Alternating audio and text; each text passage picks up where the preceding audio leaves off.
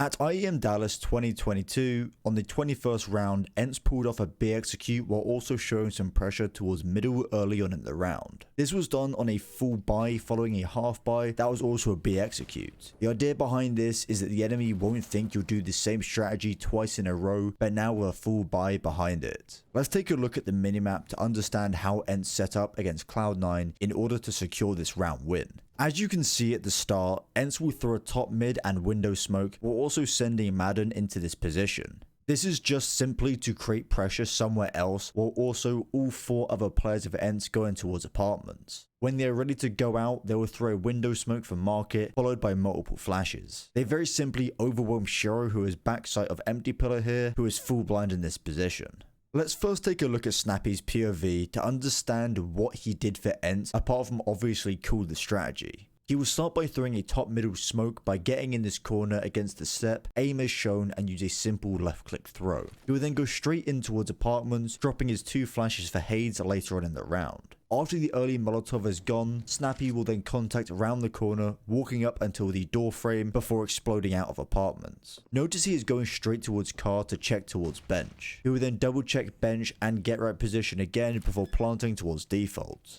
Moving on to dycha now, he will be throwing a window smoke that personally I have never seen before. However, he does this by getting in this corner, aiming on this dark smudge on the wall, and quickly shift step throw the smoke grenade. This does sound a little bit complicated, guys. I have tried it out in a server for myself multiple times just to make sure that is actually how you do it, so don't worry about that. Following this, he will then go towards apartments with the rest of his team getting ready to explode out. dycha will actually throw a flash towards bench here through the second window, but this actually is the one that we saw blind Snappi just a minute ago. So please either throw this a bit earlier on before your team starts running out, or just make sure they know exactly where it will pop. Moving on to the AWPer of Ence now, Hades, he will start by throwing a flash from maden out of middle before heading in towards apartments to be checking towards underpass for any CT aggression. He would then line himself up on this edge of the floor, aiming as shown and using a jump throw bind. The reason for throwing this smoke instead of the more common one we all know is because it lands much faster, meaning it gives the CTs less time to react to the hit coming in.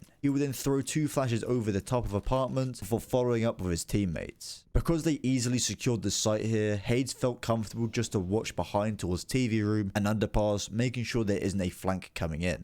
Because I'm just going down the players in order here, we will now look at maden, who will be the mid lurk for Ence, making sure just to put pressure around this area of the map. He will quickly cross the boxes with a flash that Haze threw for him before quickly crossing into water just to check towards short just in case there is a CT who may be peeking this position. He will then be staying close to the wall on the left here just to make sure that if there is a player in connector, he cannot see him walk down over the smoke. maden will be really careful here, making sure there isn't a gap in that bottom connector smoke and also looking for a CT who may be towards underpass. He is also able to take out Nafany here due to the fact that CTs don't think there is actually any mid presence at all. This grants him connector control, forcing Cloud9 to go for a save. And finally, last but definitely not least, the legendary Snax. He will be going with the Mac-10 and will not be throwing any utility. As Ence start to push, Snax will then make sure just to get out of window as fast as possible to get towards backside in order to keep that pressure on the enemy team. Being the player of the Mac-10, he needs to be creating that space perfectly for Ence, taking out Shiro and also locking down market for his team.